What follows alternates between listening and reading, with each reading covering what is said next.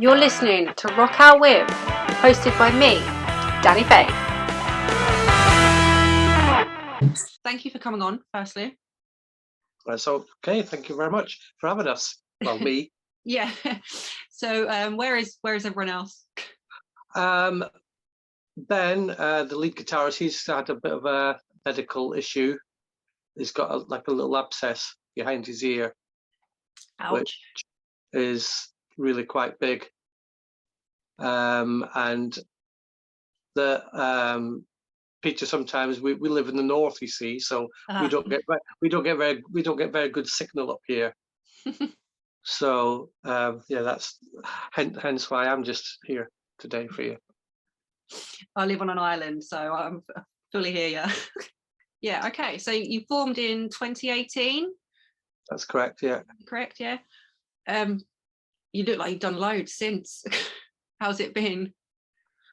Yeah, well, I mean, we started a band and we just wanted to have a good time playing good gigs and having good memories. And there's only really a small opportunity to grab all the best gigs and all the best times you can. And so we're trying to grab as much as we can now, as we're, I mean, yeah, we just love what we do, and we want to do as much as we can, as quickly as we can, really. So how did what was it like up your way with lockdown, with the venues closing and stuff?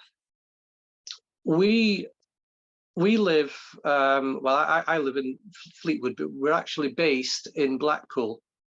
That's where we rehearse. We actually rehearse at the Planet Rock's #1 venue in the UK, the Waterloo, which I don't know if you've heard of. Yeah. So we're very privileged in the fact that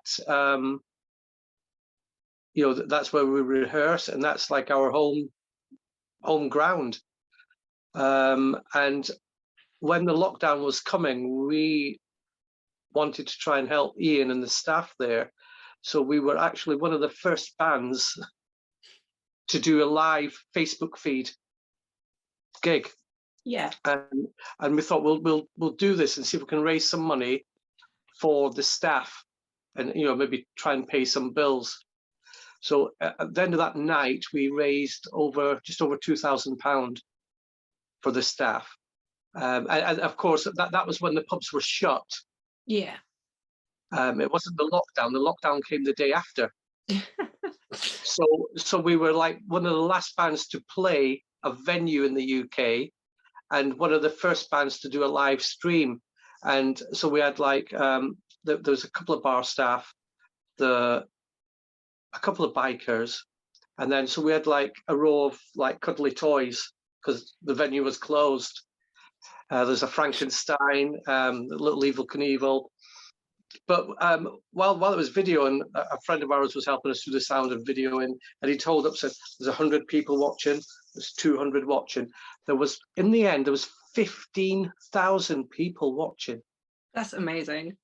Because it was so new at that time, and everyone got into it, and we're like, this venue only holds 300, so we've outsold it by however many that is, Yeah, so again, the day after was the lockdown, so we didn't, like everyone,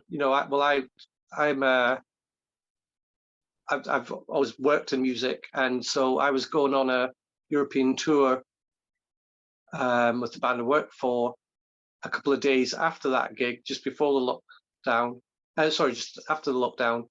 So that was like my job, gone, and we didn't know how long for. We did in that lockdown. We came up with doing. Got in touch with a recording studio in Brooklyn, and they had an old 1920s recording lathe. So like when the old blues guys would go in and cut a record, it would actually record straight onto the vinyl. So we gave people who like the band the opportunity to choose a song that they would like. So we're giving them 4 choices, and in the end, what they got was we did a live recording, like an acoustic recording, and say if you wanted one, we like Peter the singer would say onto the recording, "Hi Danny, Danny, this is for you." So it's like a very personal, and what they did was it was a one-off mastered 7-inch single of the song that they chose. It's personally for them, and a lot of people say, "Wow, that's just like an amazing, one-off gift." Yeah. But we made a mistake. Me and Peter had been like kind of writing a song in that time. We thought, well, this is pretty good, and stupidly, I kind of put that as one of the options for people to buy, and people started buying it. I thought, well, it's not really properly finished. And so I messaged these people. I said, look, you've not heard this song before. Do you not want another song? You've not heard this song. And they were like, no, we want this song. So what we did was we kind of just down the road, we live on the coast, obviously in Blackpool. And just around the corner from where we live, there's a lot of shipwrecks. So we thought, well, we're going to have to record this song properly. And so we went out and we did a little, if you will, a self-isolating video of us on these shipwrecks that kind of complemented the song. So that was one thing we did. We also recorded our debut album in lockdown down in Worcester with Dave Draper, who's top producer for like primarily the Wild Hearts, Curb Dog. So we're back and forth there it took us 9 days to record the album, but we'd have a couple of days down there, just trying so to were you like a little bubble? Like, obviously you were only allowed to hang out with bubbles during the lockdown, or were you just fuck the rules? Well, I don't know how to answer that without incriminating myself. We had a bubble, and we had a letter from the management saying when we were traveling down, we are going to work. So, but we never got busted. So, and we all live to tell the tale. So they can try and catch us now, can't they? Do whatever they want. Yeah, no, we didn't. We did actually. I can't remember why, but me and Peter went on a bike ride, and we did this a silly little video of us on this bike ride to thank people. I can't remember what we were thanking them for, but you talk about like there was no one was allowed out their house or anything. Yeah. Again, we went for like a bike ride down the estuary there. It was packed out. I've never seen so many people walking the dogs, and just people had come from far away just to walk away into the countryside. And a few people said to us, "You should be isolating. You should be isolating." And we're like, "Well, we did keep our distance, but you always get a few people who, It was a crazier time. Oh yeah, horrendous, really. You think, just so few people telling the masses, what to do. You have to stay in. You can't go out, and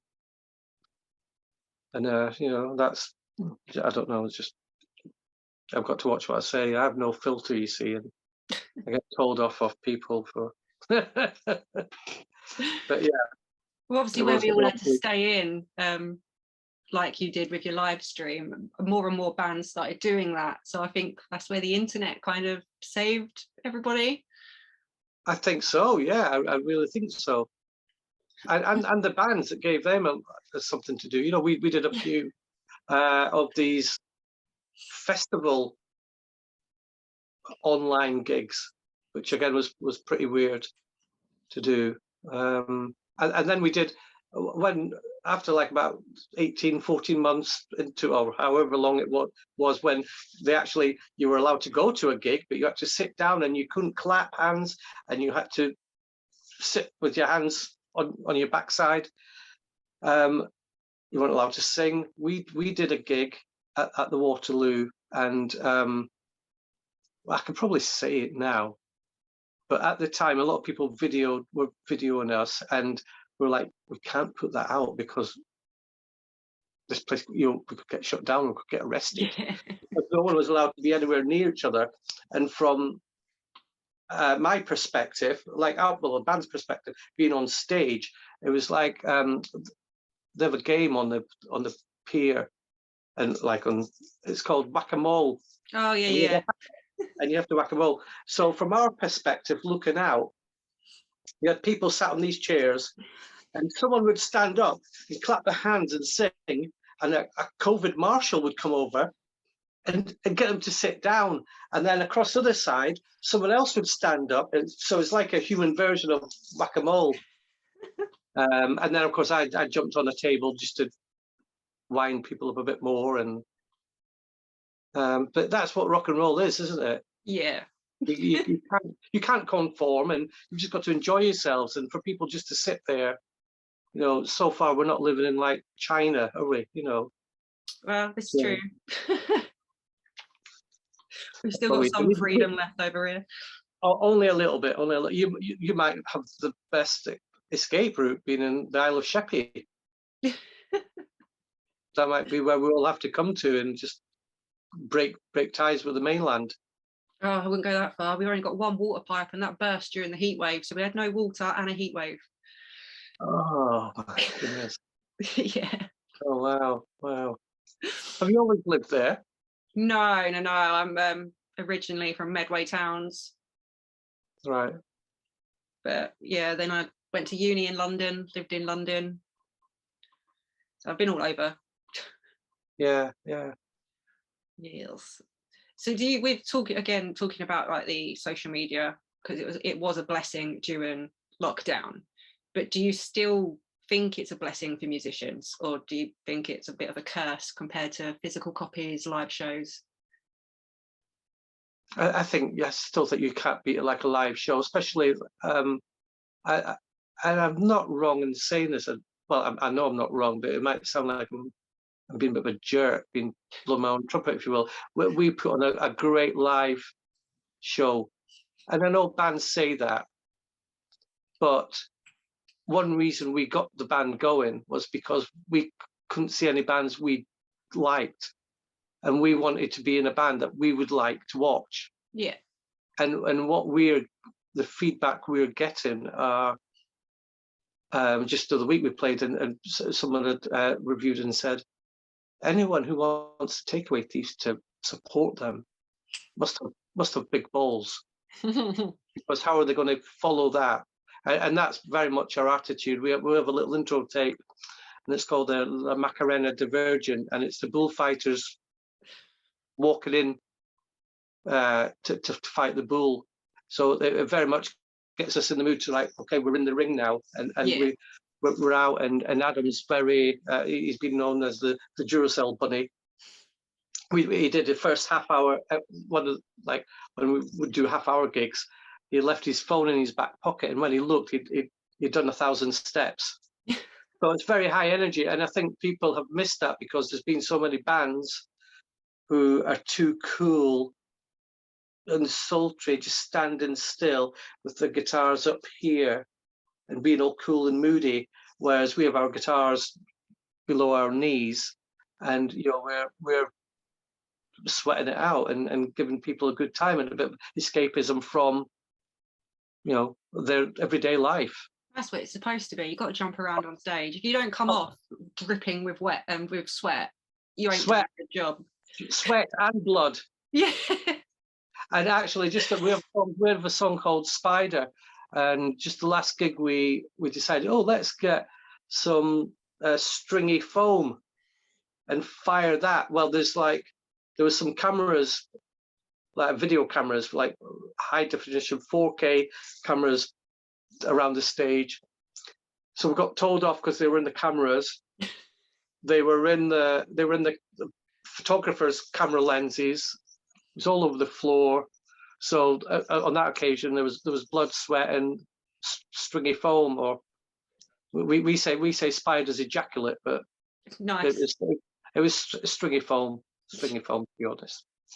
I used to call it, literally used to call it gig gunk, because whenever I used to be a sound tech, so whenever we helped pack down, it was sweat, beer, blood, and it was just black. Yeah. Good. So yeah, that's what we're looking for. We want gig gunk. Yeah, big gunk. I like that. I might get that on a t-shirt. Do you want some of my gig gunk? That would be brilliant. Obviously, you've got some live shows lined up with Manchester being sold out. What are you looking forward to most about performing? We you just get a certain highness from it, which is just a natural high, which we always get. And much like you were saying before, is social media like a curse? In a lot of ways it is, because that's just all the bullshit you have to do nowadays. I preferred, you used to be able to just print a load of posters and go out at midnight and paste them on walls. I remember those good old days. And I personally, I spend far too much time on social media than I want to. But you have to do that to keep up, and spread the name. And so, like, it's the old saying, isn't it, where out of the day, that the hour you're on stage is the best part, the rest is all just bullshit. Yeah. So it's all just, it's still worth all that bullshit just for that performance, and to see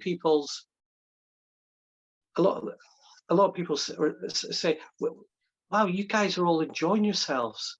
That's like a compliment we get all the time, because again, they're used to everyone being too cool and moody, whereas we're having a bit of banter with each other. We're smiling faces, and we're bringing love, and people are noticing that, and somehow think it's kind of new. And like, wow, you guys are all like smiling and enjoying yourselves. Well, I see it as like, as two ways I see it. The band and the fan relationship is, we're having a party, we're the hosts, and so we have to have a good time so that the guests have a good time. And the other mantra we use is, they're our bosses, and if we don't do a good job, they'll stop coming, and so we'll be out of a job. Yeah. So that's what we always try to aim for. And I think we do that. So yeah, just Manchester's sold out. It's been sold out for 2 years. That's a gig we're doing with Massive.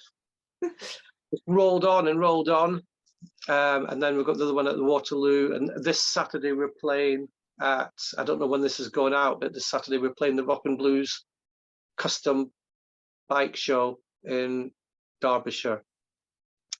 That should be fun.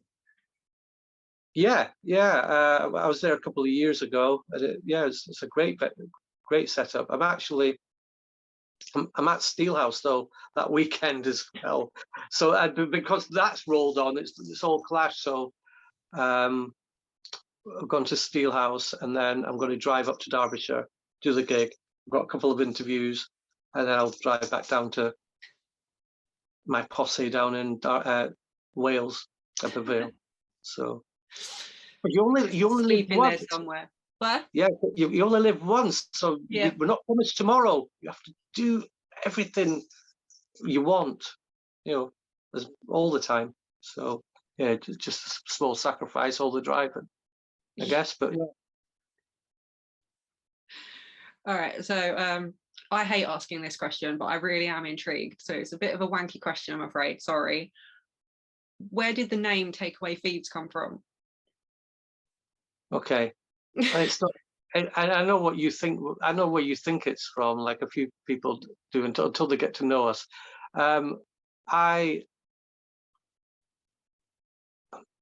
It does sound weird when I say that. It just shows my mental state, really. I learned a couple of years earlier. I was transforming from analog to digital. So I had like all this Nuendo set up on my on my laptop, and I'm trying to learn how to do that. So I'm learning I'm writing some new songs, and I'm recording all that on this new technology.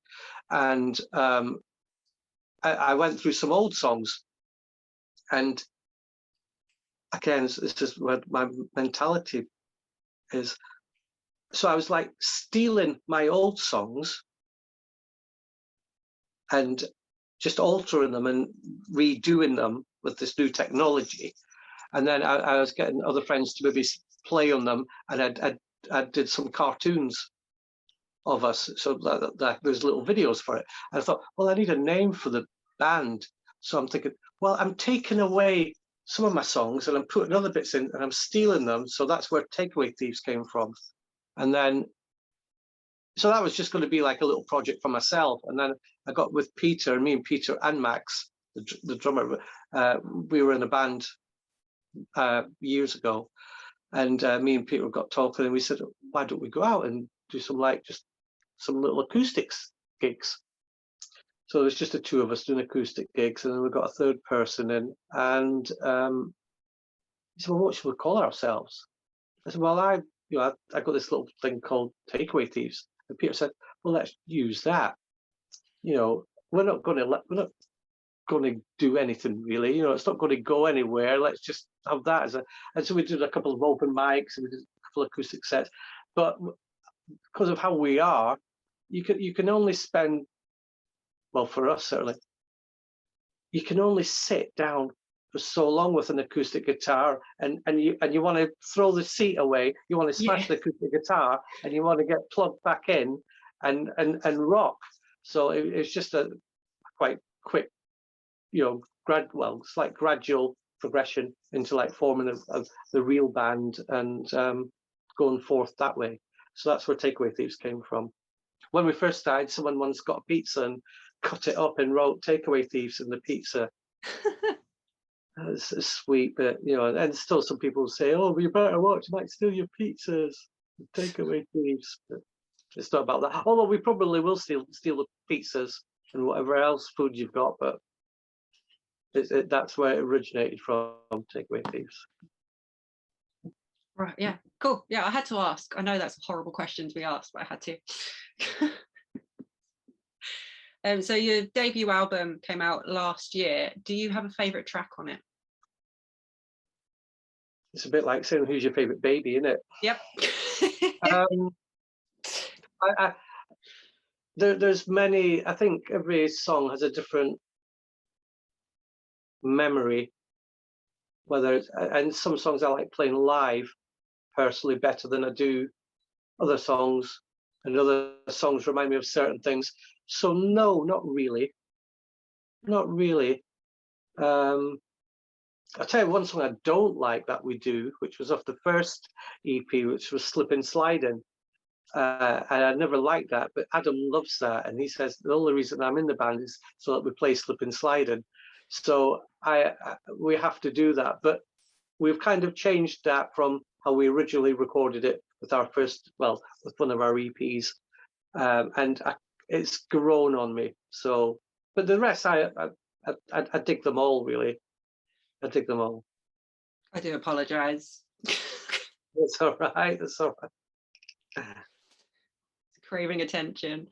Do the fans have a favourite track? Like, is there one that they're all crying out for to be played? No, because all we play is everything we know.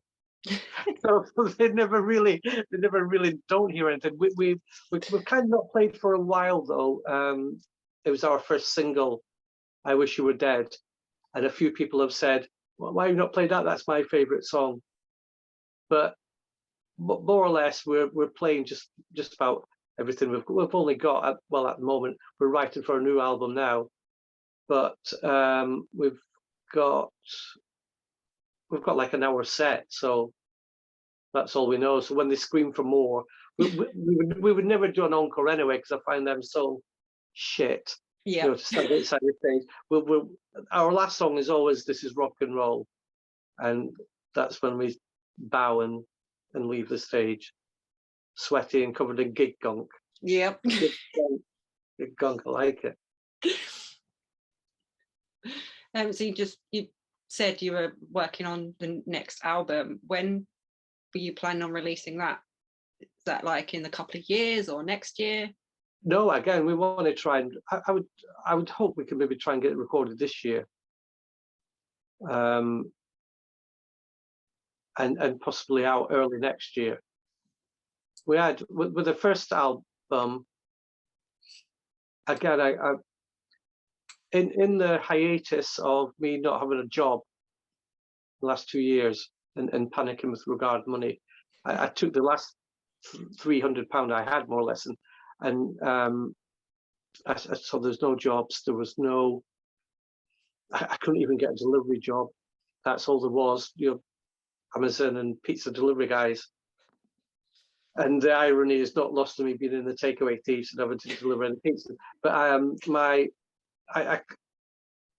to cut a long story short, I couldn't prove who I was. My ID, I couldn't prove who I was, even with a mask on. I'd take the mask off, and then the post office, they said, you have to put the mask on. I said, well, you need to see my ID, don't you, and who I am. But yeah, I couldn't even get that. So what I did was I saw they were printing money, and I realized that money was going to be very devalued, like it is now. And so I looked at invest that £300 into cryptocurrency, and I just prayed I could get to £1,000, and I did, and so that's been great for me. But from that, we are one of the first bands in the world to release that debut album with NFTs, which I don't know if you know what they are. No, that was one of my next questions. Do you just want to? Because I was reading on your website, and I'm still like, no, I'm still confused. Right.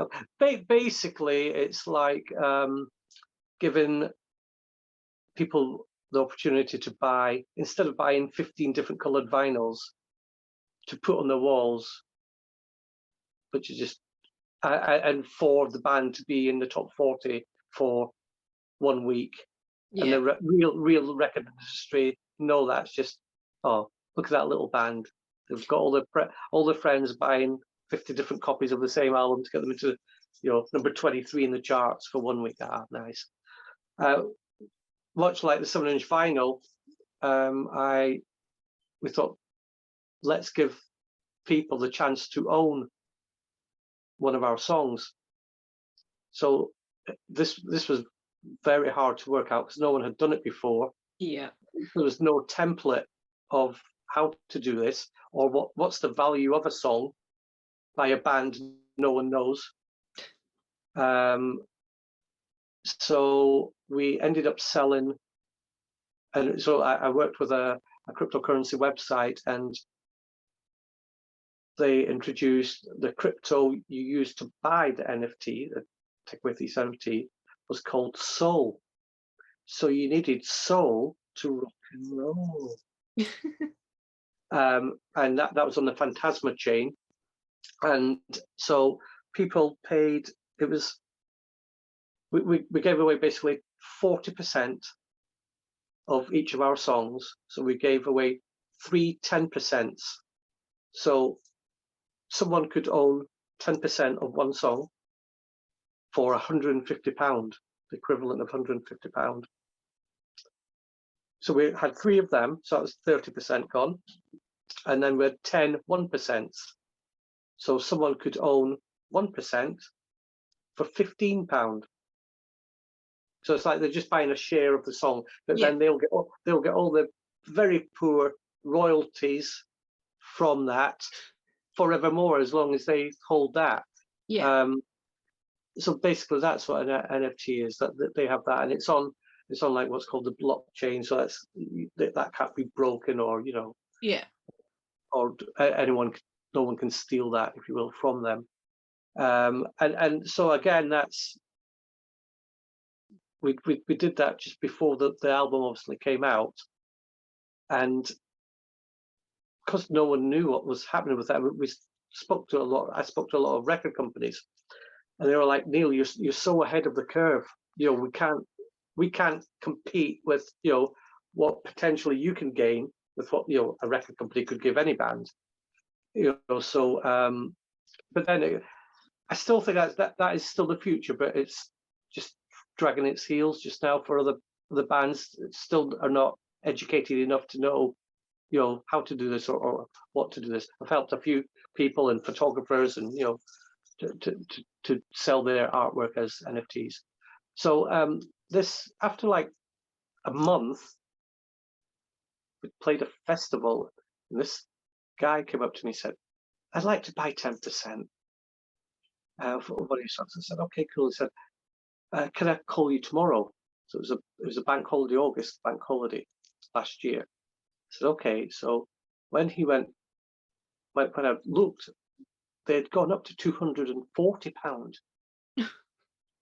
So I rang this guy and I said, look, they were 150, but I can't control that now because it's in the blockchain. You know, the value had just gone up. Unfortunately, they're £240. He said, well, what should I do? I said, I think just maybe wait on it coming back down and I'll let you know and you can buy it. It's never come down. It's only gone up. And the value now is £1,400 to these people. So, and I've seen quite a few comments where people have then said, like we've been played on like Planet Rock Radio or something. So this is great. Play that song again because I own 10%. Like that. Well, that's great. So it's all, and it gives people a bit of empowerment, and it gives them a sense of like belonging closer with the band and having a better bonding relationship where they actually own, and the bragging rights that say, hey, I own 10% of this song, which individually the band only own 12% each. So I wrote, wait a minute, I wrote the song and I only own 12%, and you own 10%. So yeah, and again, I think that's far better than a lot of vinyl, multicolored vinyl on your wall that's just going to devalue. Unless you don't open it. Yeah. Another thing I did want to do, but again, going back to like your streaming idea, streamings and all this, or physical copies. I only wanted to, because the album's called 9, I only wanted to do like say 90 CDs.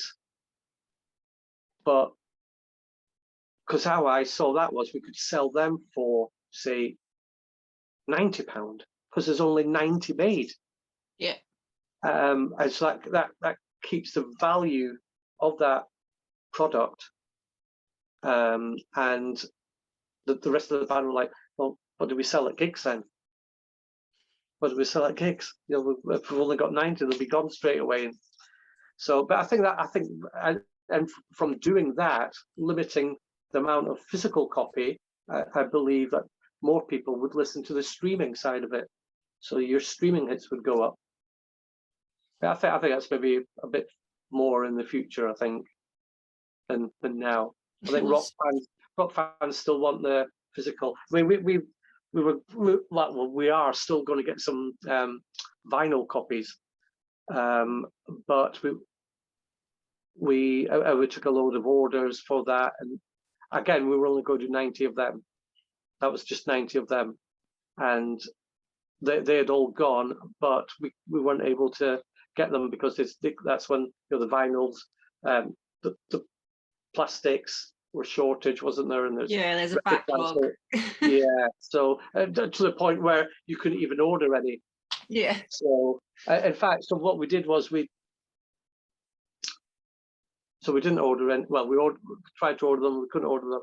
We went on tour then at the start of the year, and so we used that money for the touring.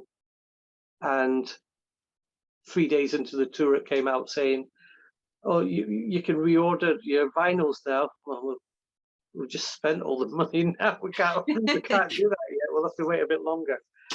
So, because we all want our own. There's nothing better than having a vinyl copy, is there? Yeah. Which was something yourself. Yeah. So the aim is to still have it on vinyl eventually. Yes, we have to. Or I've got 90 people coming to burn my house down. As I was looking through your merch on your website, has anyone bought the Rock Experience in their living room? No, I think they're too scared. They're too scared. They think we're going to eat all their pizzas and all the food and everything as well, probably. No one has.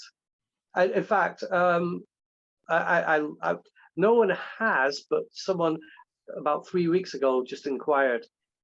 They wanted the full shindig, but it was going to be in the garden. Yeah. But it was for an anniversary or something. And that was the other crazy thing we did with this album. We it's like weird synchronicity really, because when we were recording it, we thought, hey, what would be a bit different? Why don't we have a different image for each song? Wow. And then we could have a load of t-shirts, and it's like when you go to download and you look at Metallica or Kiss and all the big bands, and they've got like 15 different t-shirts. That's what we could do. And you've looked at the swag shop, there's about 27 t-shirts for sale. And so unfortunately what we then realized was we have a good deal with our supplier of clothing wear, but you don't just need one size of all those t-shirts. You need all those sizes, and then you need another van to put all that merch in to get you to the gig. And then you have to, most venues don't have the space to put all that out. So, but again, that kind of work though, it tied in beautifully with, it was like about maybe a month later, the idea of the NFTs came up, and they thought, well, this is great, because now when people get own that 10%, they'll get a visualization of that artwork as well as the song before the album comes out. So it kind of works, perfectly, really. So where are you having to store all these many t-shirts? I'm Scottish, so Scottish or Jewish, and I think as a brand and as a band, we have a very, very good business model in that respect with regard like t-shirts. We don't have to buy 150 t-shirts all up front, so we know roughly how many t-shirts we need to take on order to sell, and sometimes we take pre-orders of those t-shirts.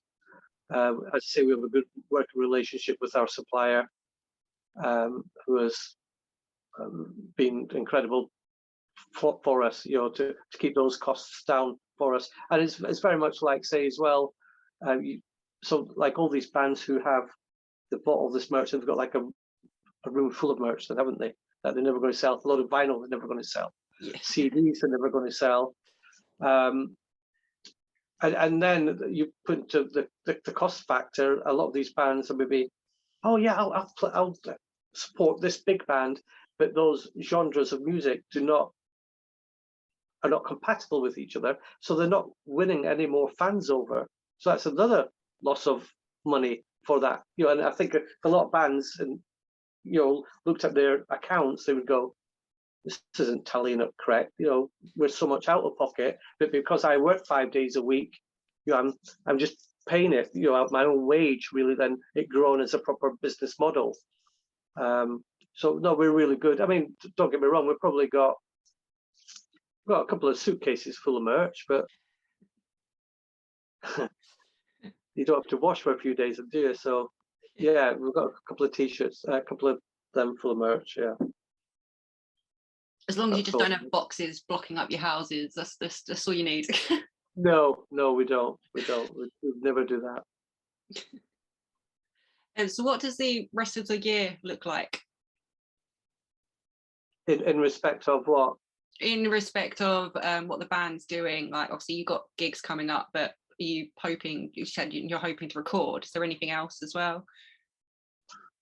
We've just been orchestrated in talks with a couple of, we're playing with Kick and Valentino at the end of the September, sorry. And then we've got another dates lined up in October where we sort out this new album. Our management want us to release a song which we've kind of we've done a half a video shoot for it, for one of the songs off the album called Lose It. So that's going to be coming out as a new single, and also we have like a ballad on there, which is the last song, which was going to be like a cheesy 80s ballad, and Dave, the producer, again said, look, we can either do that or we could just strip it right down to like just a piano with, you know, Peter singing. And so, well, let's just do that. So I know Adam is quite keen on. He has a good idea of a cool video for that. So we'll probably shoot those 2 videos, and just keep doing what we're doing. We don't have any other real plans or anything else, really. That's it, really. That's enough. That's enough. Yeah, that's a lot. Yeah. So you planning on doing the NFTs again with the next album? Most certainly. Yeah. Yeah. It's and more bands should look into that. They really should. It's the future. That's what's going to come. Eventually, that will come with regard ticket sales. Yeah. So I mean, just now, you know, you get your ticket on your phone. So in a way, that is kind of like an NFT. It's just not like, and it's got your name on it. So that's like, it is kind of like an NFT, because it's if you're going to download and you've got, you know, Danny's ticket on your phone, that's a one-off. So that is a non-fungible token. So that's an NFT. They're just in the UK. There's NFTs are now going to be part of when people get served papers for summons. So rather than, you know, a bailiff or someone, a detective come to your door, knock on the door, saying, "Are you such and such?" and serving you, then they're going to be able to serve you to your digital wallet with an NFT. So it is the future, and yeah, we will be doing that with the next album, 100%. Because people want that. People have said that's an amazing thing. You know, that, as I say, they've got that bragging right of, hey, I own that song. Yeah. What initially I wanted to do, again, because no one had ever done it before, and you never know, do you? Because I know a lot of people do these pledge campaign, you know, these Kickstarters, and you get a limited edition T-shirt, and you might get your name on the record. But what we're giving people is we're giving them, you know, the chance that they can make money. I mean, if we could go back in time, we would all like even 1% of Sweet Child of Mine. Yeah. So, you know, and that encourages people to try and share their song that they own part of to as many people as they can. So it's like just a growing community. And so that's what NFTs, you know, does. And certainly, like bands nowadays, there is, until record labels maybe jump on board with the NFTs, but I guess they'll take 80%, leave the band with nothing. It's still, you know, unless you do cross over into like the real recording industry and you get like a proper deal, these other deals are just worthless, really. People are, you know, everyone still has to work. Yeah. You know, they can't, you know, and they're not getting any money from anything. They half them are not even able to use their own image rights, because that's tied up with the record label. So NFTs affords bands to therefore go to record labels and say, well, okay, like in the past they'd maybe just sign a band because they like 1 or 2 songs. Well, NFTs give that opportunity for the record label to buy just that 1 or 2 songs rather than the whole album, as well as like the fans, you know, wanting and buying them. So I really think that is the future. Sorry, I could go on and on about cryptocurrency and NFTs. Sorry. No, it's good. So basically, you're saying that like with record labels, you wouldn't be at the band yourself. You wouldn't be tied up into a contract like 2 albums, 5 singles. They could just own the songs that they wanted. Yeah, and if they want to sync that, if they feel they could make a load of money from that, and they take their, you know, they could even buy the whatever percentage you want to sell it, and you're comfortable selling it to them for, you know, that just empowers the artist, doesn't it? You know, to have control rather than not have anything, but say, hey, I'm signed. I was in the charts for 1 week. Wow. I mean, someone said to me, just a guy in the industry said, you know, you do realize if you'd registered that, that album would have been in the top 40 of the record sales. Said, I don't, for 1 week, I would rather put all that energy into the NFTs, for the band to financially have money, and for the people who had invested to grow, some money in soul tokens. And what value do the charts have nowadays, really? Well, yeah, exactly. So some of my favorite bands in the world, they've never even been in the top 10, so it's nothing, does it? It definitely doesn't mean anything nowadays, because obviously all the streaming and the people listen to music in so many different ways. I couldn't tell you who number one was. Like, No, me neither. So yeah, getting into the charts is like, oh, big whip. Yeah. I'd rather have a happy fan base that could share in my music. And I guess that's what we're doing. That's again, because that took, like you were just saying earlier with regard to social media. I've had enough of this. This is, I'd worked so hard with the NFTs, and I was like kind of burnt out, and I thought, is it all worth it for that hour a day, on stage? And I was talking to some people, and this was last December. I thought, I was quite down about it all. Just all this work for what? And I realized when I was talking to these guys that it's not my band. It's not the guys in the band. It's those people's band now. And I always get told off for saying this. Unfortunately, other people are liking us, and rather than it just being our band where we're just having a good time and a laugh, other people are having a good time. They're telling their friends, and so unfortunately, it's growing. And I always felt that pressure of, oh shit, we've got to do all this. Whereas in December, when I talked to these fans, I realized it's not my band anymore. It's not the band's band.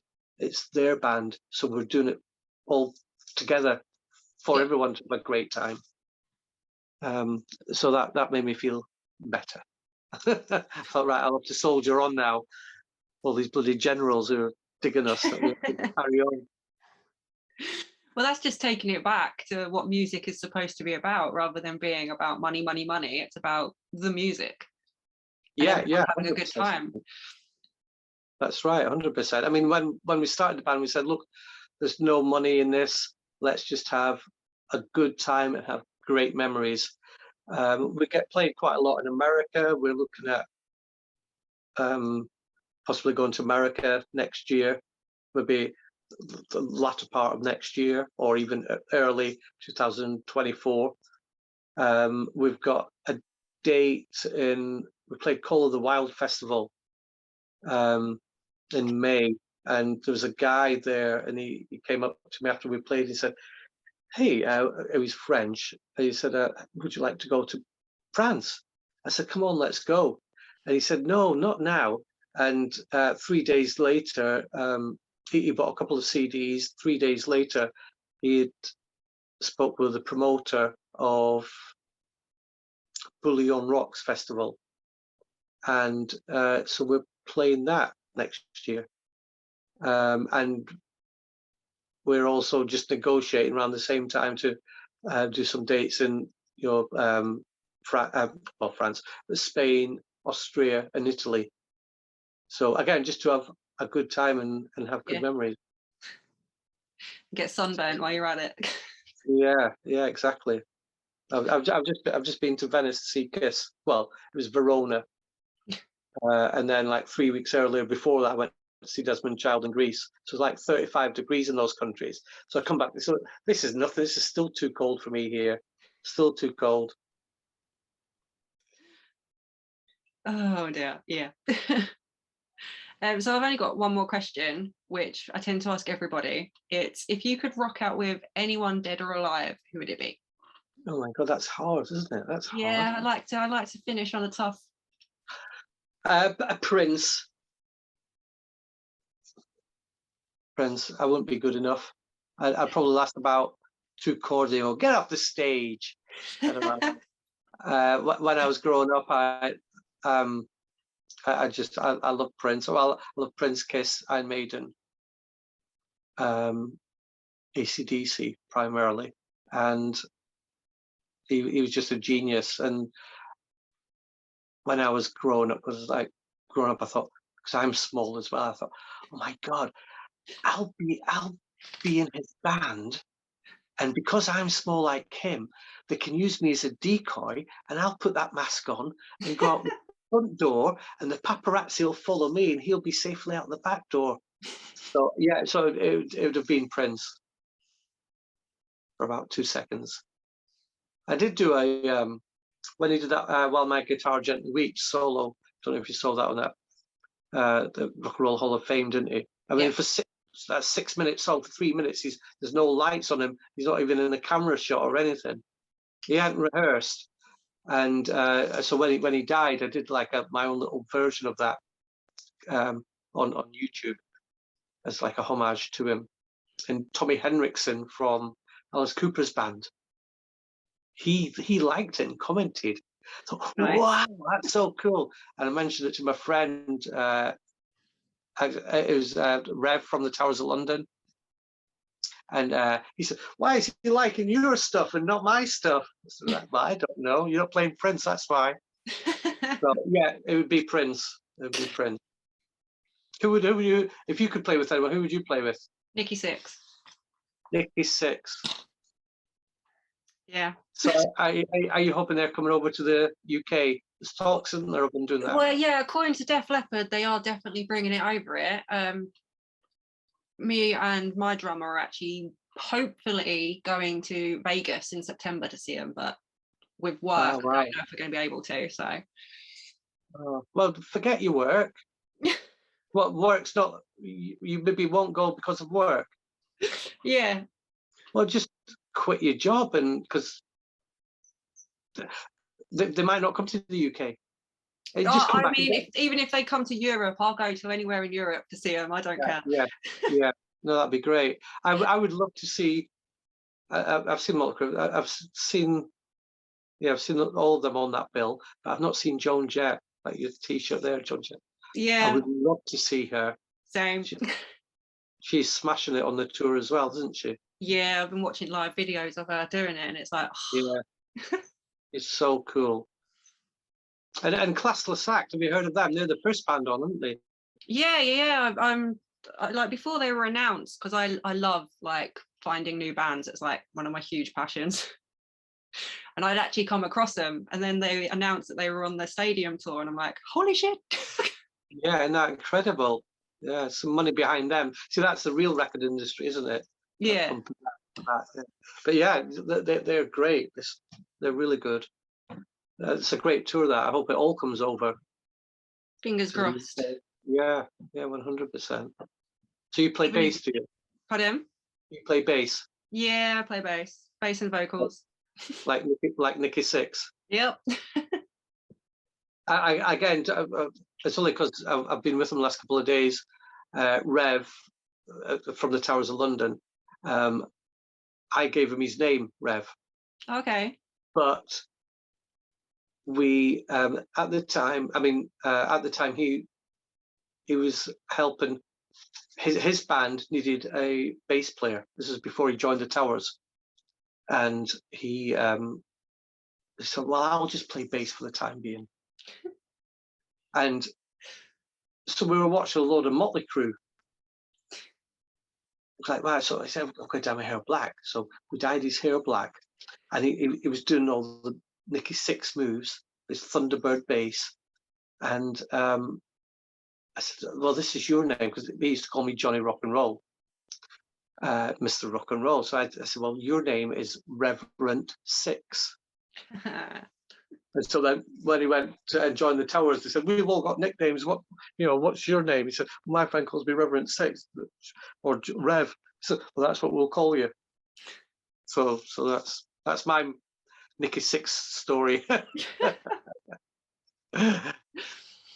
I've seen Towers live quite a lot, actually, in like Margate and Folkestone and stuff down there. Oh, was that recently? Yeah, Was that with the Libertines? yes, yeah. Yeah, I but was, I've seen them a few years back as well, like when they were playing around the Ashford area, and yeah, I've seen them quite a lot. yeah. Well, we, like I was saying before, the band that me, Peter, and Ben were in, me, Peter, and Max were in, we supported them Okay. those years ago. And then when they, I was actually tech and tour managing for them when they played with. I used to work for Ginger Wildheart, so when they went on the Wild Hearts tour, I was also teching for the Massive Wagons, and so I was teching for them and the Towers on that tour. And I should have gone to that Foxton Margate. That was like December time, wasn't it? Yeah. Yeah. I had another gig on somewhere else. Couldn't go to that. But yeah, they're great Towers, great band. In fact, Revs played because these gigs have rolled on. Adam, our bass player, can't do them because he booked a holiday. Yeah. So we've got Rev to do these couple of dates that we've got coming up. Yeah, I saw that on your Facebook actually. Yeah. So he's buzzing and we're all buzzing, you know. So it's good, and there's no one better to replace Adam, and that's what Adam says. Well, there could be no one better than him.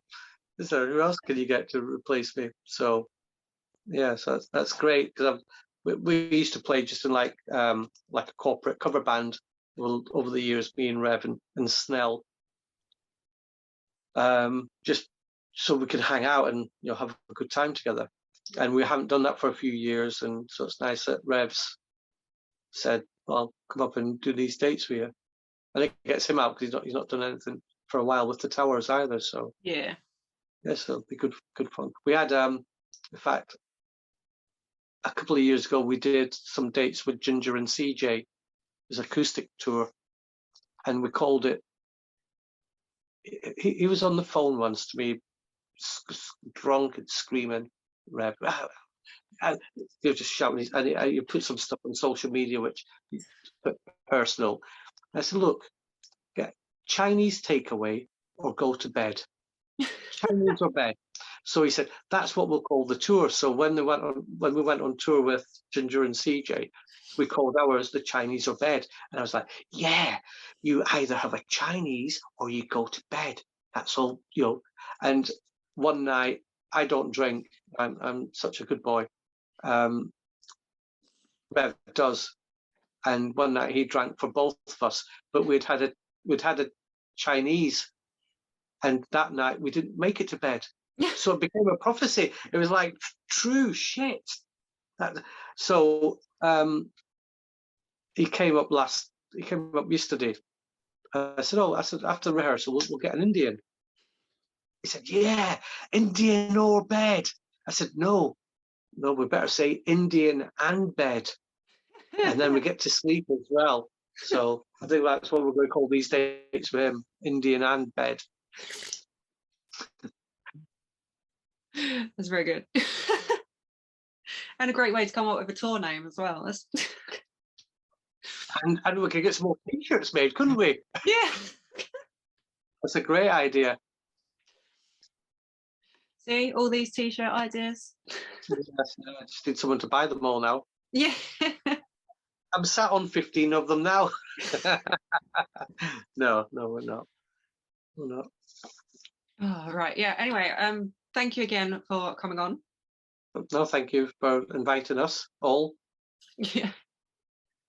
They're all there. It's okay. Yeah. They're all in the room with you. You just got Neil. You'll get the best answers from me anyway. There's always the one spokesperson that gives the best answers. Yeah, unfortunately. Yeah. And there's that word, unfortunately. No, thank you for inviting us on. That's absolutely fine. And have some great live shows for the ones that are coming up. Thank you very much. And anytime we're down south, you'll have to come in, see our little smiley faces jumping about on stage like Duracell bunnies. Yeah. That's it. Get a gig down this way. Yeah, that's what everyone says. Get a gig there. Yeah, no, thank you very much for having me on. Brilliant, thank you, and I'll speak to you later.